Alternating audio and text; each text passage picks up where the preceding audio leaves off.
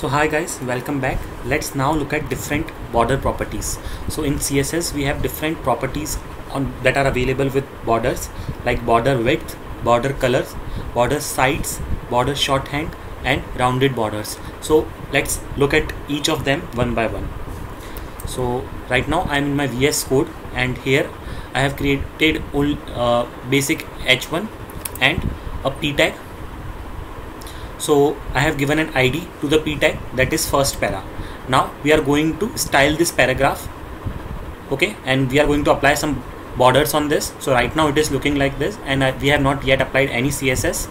So let's move ahead and apply some of the properties of borders. So first of all, let's apply a simple plain border, that is solid border.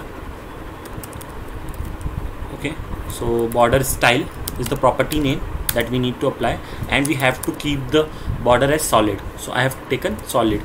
So next is we have to also mention the width, like how much is the width that we want. Okay, so border width as, so let's keep it as 5 pixels for now, and once I save it, let me also save the index.html file and let's have a look now. And once I refresh the page, you can see that a border is applied. So this kind of border is applied, and this border is applied to the entire line, that is the paragraph. Now let's see some more properties on borders. So first is border color. Suppose if you want to change the color of this border, then how can we do that? We can write border color and let's change it to red.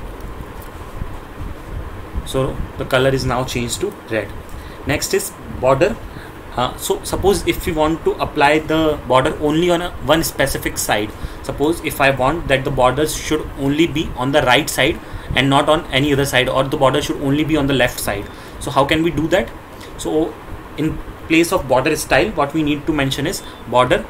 Suppose if we want it on the left side, border left style.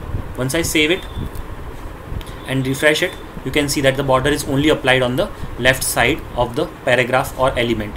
So border is applied on this side. Similarly, you can apply for all the different sides. So if you will mention top, it will be mentioned on the top side. If you will mention bottom, then it will be applied on the bottom. If you will mention right, it will be applied on the right side. Okay, so this was about applying border on different sides.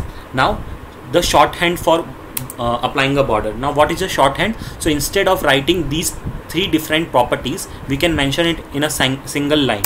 Suppose if I'll write border, and if I'll write 5 pixel, so it means that it should be 5 pixels in width, and solid, which means that the border should be a solid border, and the color, then it means that the border should be a red border.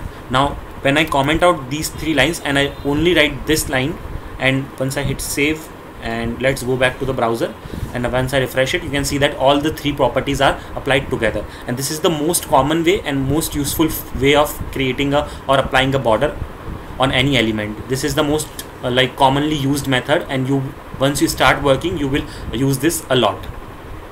Moving ahead, the next property is border radius. Okay, sometimes you want that the corners of your border should be rounded. Okay, it should not be like this kind of thing, not very pointed, it should be rounded. So in that case, what you can do is you can make use of border radius property, and you have to mention some value. Suppose let's mention 5 pixels for now, and once I save it, you can see border is a little bit rounded now.